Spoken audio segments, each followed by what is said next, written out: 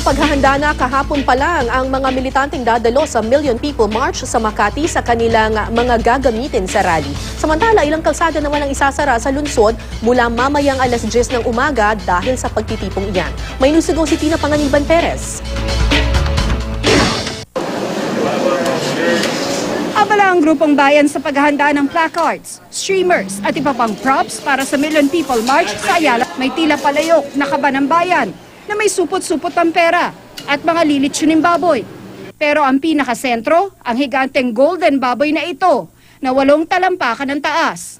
Panawagan ng grupo, alisin ang lahat ng uri ng pork barrel funds, pati na ang kontrobersyal na Disbursement Acceleration Program o DAP.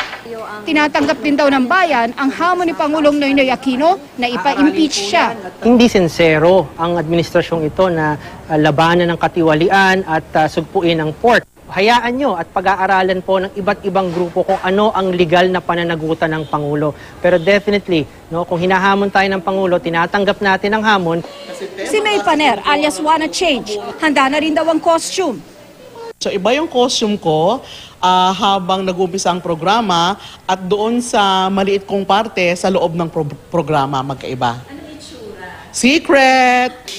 Naghahanap daw siya ng katulad ni US Congresswoman Ann Wagner na sumulat sa US Congress para wag siyang paswelduhin habang shutdown ng gobyerno ng Amerika.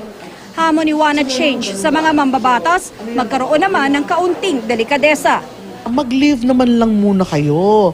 Hindi ba? Kung kayo talagang may delikadesa at hindi ganun kakapal ang mga festi nyo, kayo mag-leave of absence man lamang muna kung ayaw nyo pang mag-resign.